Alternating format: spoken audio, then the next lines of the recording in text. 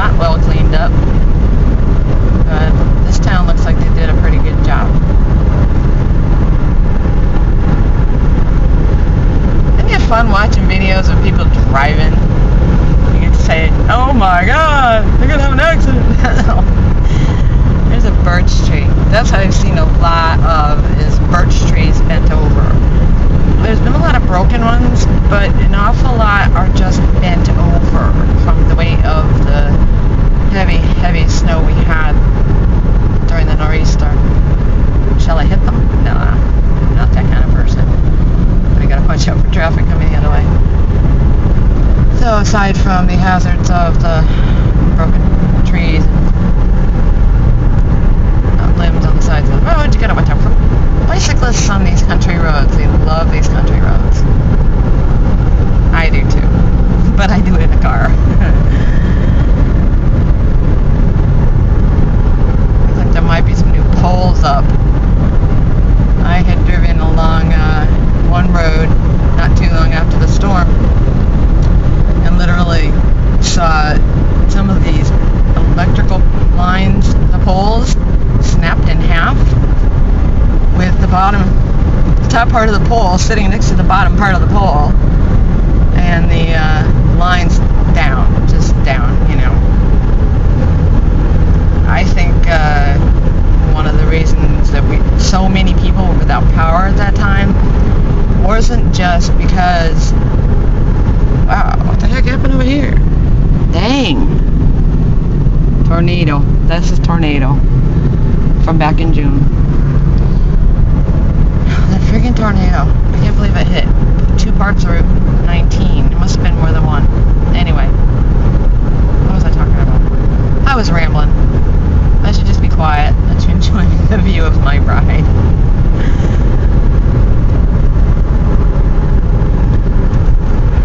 All things considered, this road looks pretty good. Not a lot of hazards to drive around. Doesn't look like they'll be, oh man, doesn't look like they'll be cleaning up with plows.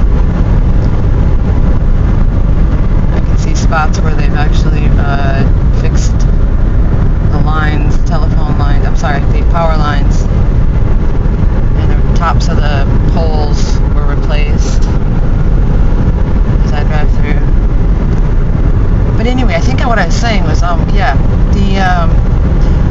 reason the whole power grid was down was because there were just so many areas where lines were down. And I do believe they had to actually cut power to a large portion of the area, because they really had to search out and find all these down wires and fix them. They couldn't turn anything on until they were confident that things were fixed. I mean, I was without power for 7 days, and I live north of here, probably just another 10 or 15 miles, I think. I don't know, I don't travel this road that often. I just know it takes me home.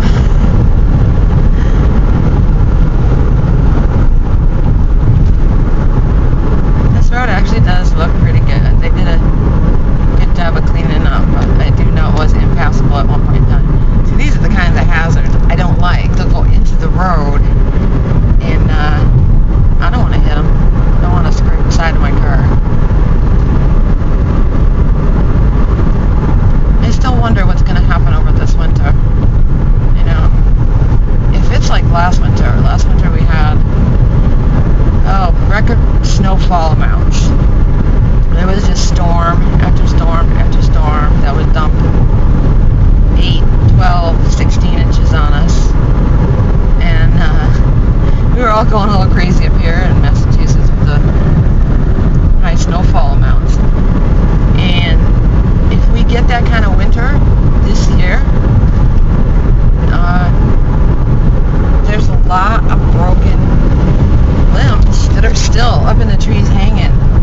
And there are a lot of trees that have been weakened by that nor'easter that we're gonna have more down trees. It's gonna be a rough one. I really fear that it is.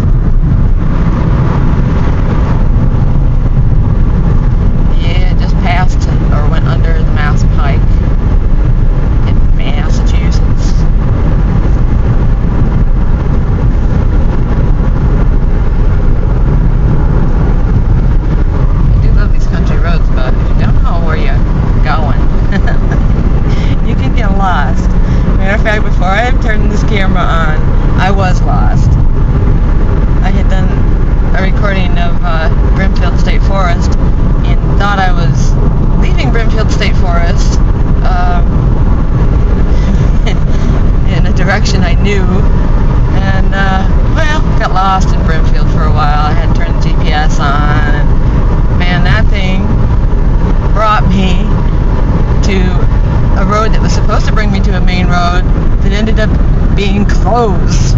So I had to turn around. I've been driving for a while, so this has been kind of an interesting journey this afternoon. It wasn't intended, but you know, the weather's gorgeous. Take advantage of it. It's November. Probably not going to see a lot more nice weather like this till spring.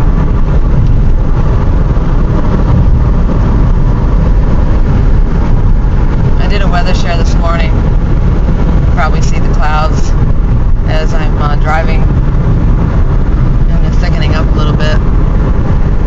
And some of the bands are kind of odd. You know, I don't know if that's spraying or not. After my experience